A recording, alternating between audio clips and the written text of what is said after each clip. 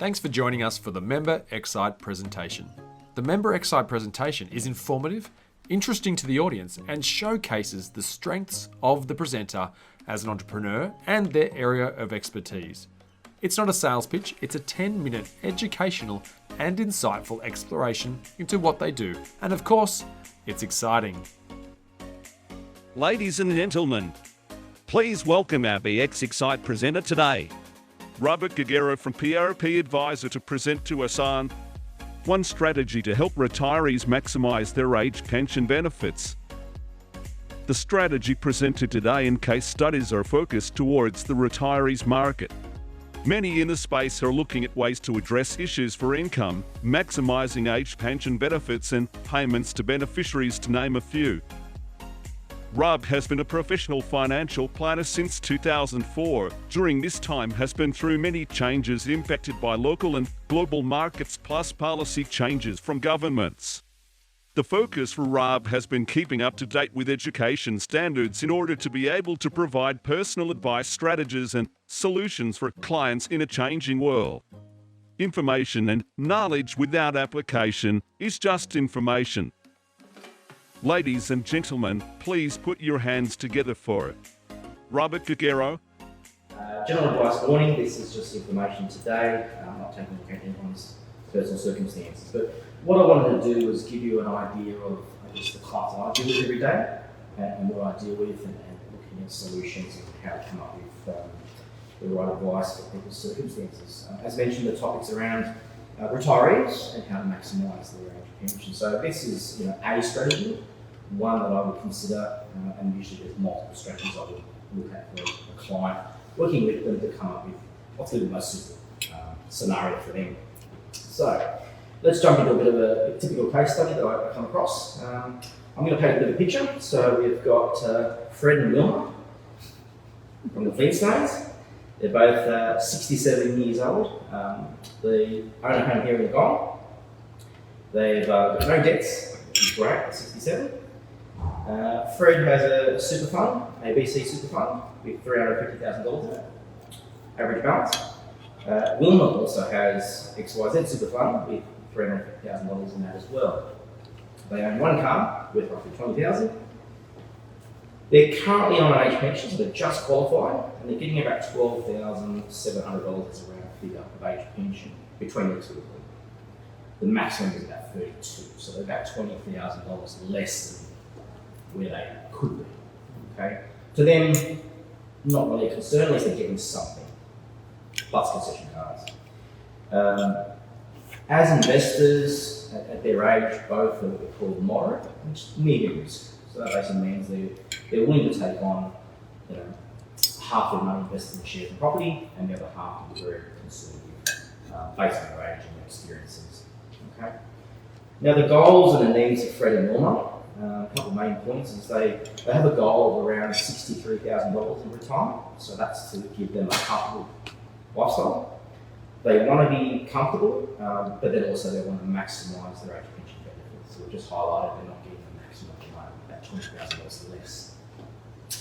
They do have current concerns around cost of living, which is a real big issue, and inflation. So as we go to Woolies and Aldi and Coles, the shopping bags seem to get smaller, yet the money that we're tapping out of our bank account seems to go up. So they're a bit concerned about that. How does that get addressed? Obviously, they need more money. They want to know that they can continue to enjoy their retirement, and I guess as the years go on, they don't want to solely rely on the age pension as they get older. Some of the concerns I find with clients is they go from 67 to 70 to 75, and they don't want to spend because they feel like their money's going to run out. And then they don't really live a decent retirement, and they've got this money at the other end and they don't get to enjoy it. As Julie mentioned, getting out of the box. They don't want to get out of the box because they're concerned about they're going to run out, which can happen. As you mentioned, the golden years of retirement generally are from 65 to 75, where they want to be comfortable, do things. The quieter years of retirement generally from 75 to 85, where things start to slow down, whether it's your money in your wallet, or whether it's your personal health, it can happen. And then the frail years of retirement, just sort of 85 plus, where things really start to slow down, moving into homes, retirement villages and that sort of stuff. They basically just don't want to outlive their capital. Fred will have concerns of seeing other friends and other family members and their own parents who've got to a stage where they've gone broke by 75, 80. So they've lived a really good retirement, but at the other end of life, they've run out of money. And the concern is how they support themselves then. Okay. So that's just your typical needs and goals for a client. As far as solutions, what I normally do is compare two scenarios or two solutions. I'll go through solution number one, which is a typical solution. What we can do with the $720,000 that they've got is look to invest that in what we call an account-based pension, which is a tax-free payment that they get every 4 months to support their retirement needs. The money is invested into a 50-50 type of portfolio. Now, Fred will get about $25,000 a year as a drawdown from this, and same with Wilma. So that's $50,000 plus their age pension of 12. So that gives them $63,000 in retirement. Okay. Now, as time goes on, the retirement capital will reduce in value, obviously as they draw it down, and the age pension will slowly go up. Okay. Longevity-wise, when you look at the graphs and the tables, they basically run out of money by 91. Okay, so 25 years roughly, that's going to last them.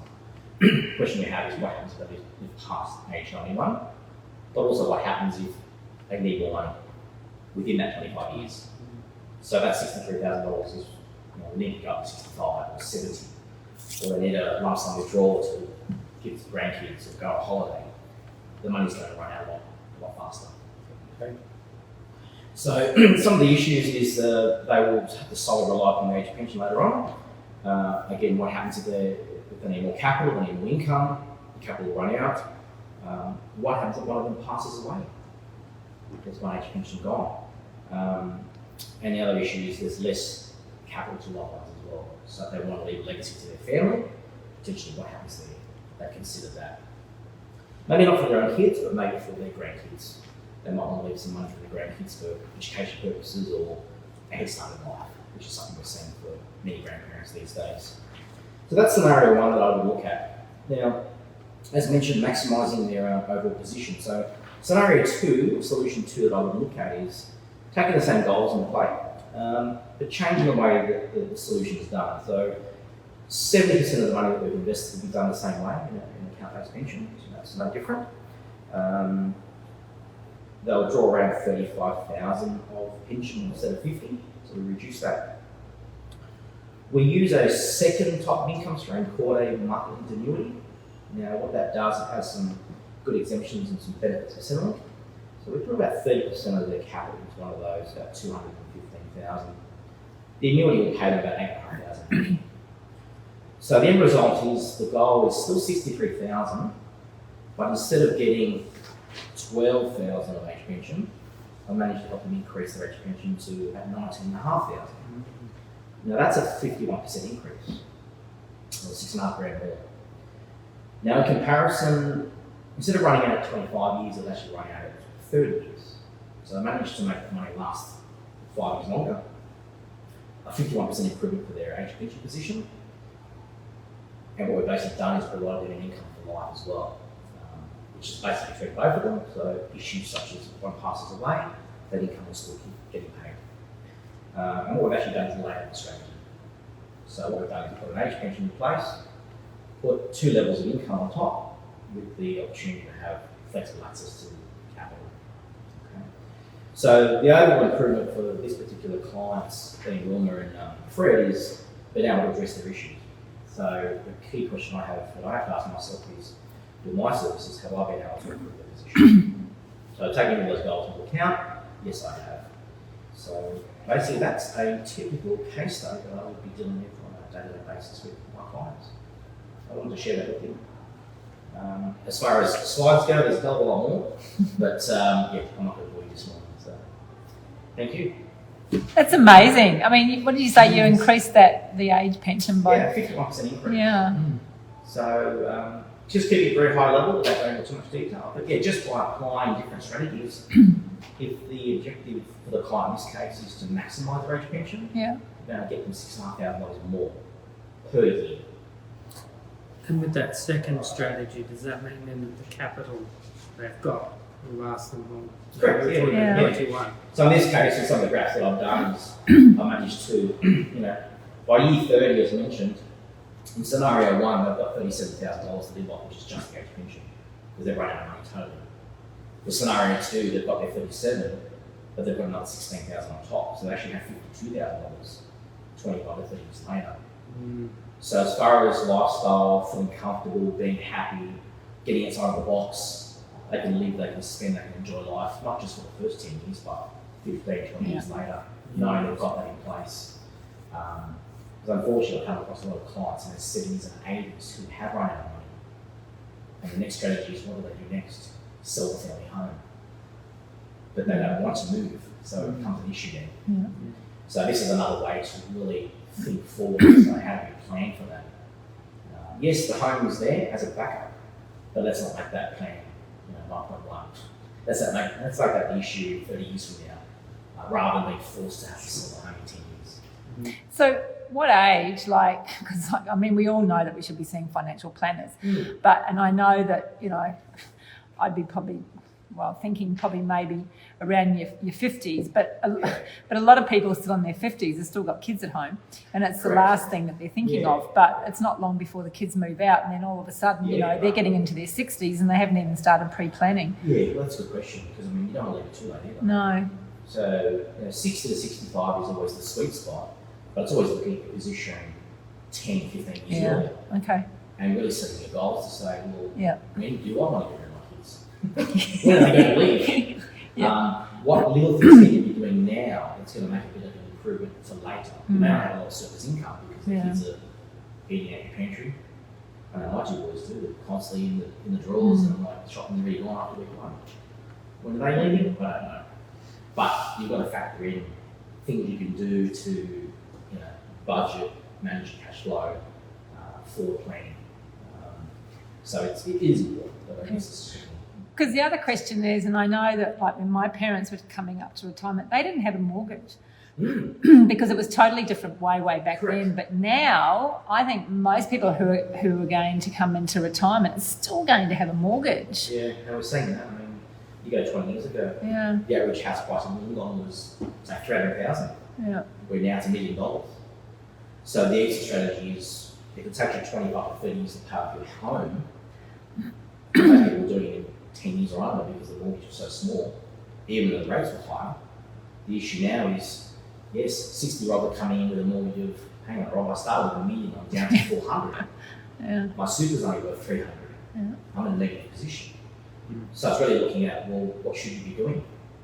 Another strategy is, should I be paying the home off faster, or putting more into super, or doing some other thing? So it's about planning ahead to go, well, we could try a forecast, where would you be at age 60? Rather than getting to 60 and going, wow, what do I do now? So as you said, basically at the age of 50, you need to start. It's a good time to start thinking about what your options and talking are. to the experts. Because there's not one strategy that's the best. It could be a combination of 5 or 6 little things. I get a lot of clients at age group that come to me and say, Rob, I'm counting on the inheritance. I'm like, wow. Yeah, I know. You want to put that in writing? Yeah. I said, yes, that's something that's there, but don't count on that solely, because just in case it doesn't happen. And why else would parents going to a nursing home? That money could be all gone. So you need to really think about where you're at. And also too, this is assuming that both of the couple are close together in age. Correct, yeah. Because there's a lot of people these days, They've got 10 year gaps. 15 Yeah. There's got a lot of those. So you've got one person who might be around the 70 age mark and the other one's in their mid-50s. And it's a different situation. The 70-year-old needs to be in that situation where they can enjoy their life, but the 55-year-old is still trying to And that's get very money common. together. Very common. I've had a client just recently where he's staying at work for another 3 years because he's a lot older than his wife, for the fact that he can play golf twice a week, but what does he do the rest of his time? His wife's a school teacher and doesn't want to retire yet, so he's thinking, if I stay at work for another 3 days a week for 3 more years, and then look at retirement together, because guess what? If he retires too early, he's going to get bored and they can't travel because she's still at work. And that's like just a 3-year gap. Imagine a 10-year gap. So these scenarios come up quite a bit.